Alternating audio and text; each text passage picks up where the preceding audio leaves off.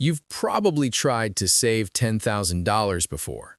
Set a goal, made a budget, felt motivated for 3 weeks. Then car repair, medical bill, that thing you forgot to budget for. The $600 you saved felt meaningless, so you quit. Here's the truth. Saving $10,000 doesn't feel impossible because you lack discipline. It feels impossible because you're thinking about it wrong. $10,000 isn't life-changing money. Can't buy a house, can barely buy a used car. But it's the number that separates feeling broke from feeling stable. It's the buffer between emergency and crisis, between flat tire as inconvenience versus disaster. A 2023 survey found 57% of Americans couldn't cover a $1,000 emergency without debt. Not $10,000, $1,000. So $10,000 feels impossible, like a different universe, money for people who have their lives together. But here's the strange part. Once you actually do it, you look back and realized it wasn't that hard. So what changes, the number or your head? $10,000 sounds massive, overwhelming, unreachable. But break it down. $10,000 over 1 year is $833 per month. Still feels huge, right? Over 2 years, $417 per month. Over 3 years, $278 per month.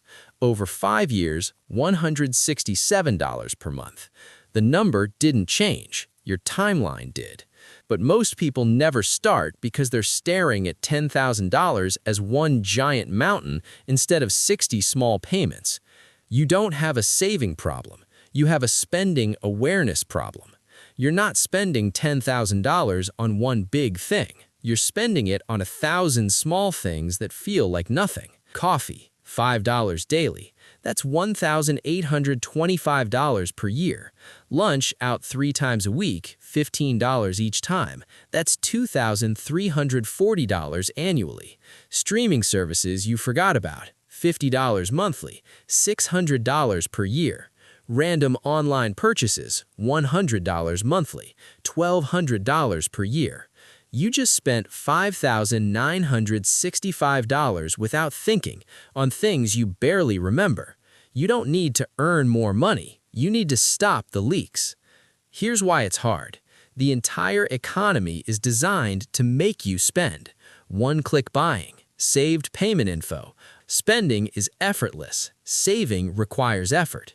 You have to manually transfer money, set up an account, remember to do it. The default is spending. Saving is the exception. Companies make money when you spend, so they remove all friction, make it instant. Nobody's making saving automatic. Nobody's optimizing your bank app to hide money from you. You're fighting a system built to empty your wallet. That's why it feels impossible.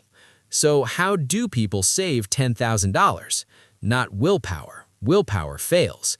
They reverse the defaults. Make saving automatic. Money leaves your account before you can spend it. Direct deposit to savings. Every payday. Non-negotiable. $400 automatically transfers. You never see it. Can't miss what you don't have. Now saving is the default. Spending is what's left over. $400 monthly, 25 months. That's $10,000. 2 years and 1 month. Not exciting, not fast, but real. Most people never start because 25 months feels too long. They want it now, the shortcut. There isn't one. But here's what happens if you don't start. 25 months pass anyway. Time passes whether you use it or not. 2 years from now, you'll either have $10,000 saved or you'll still be wondering why saving feels impossible.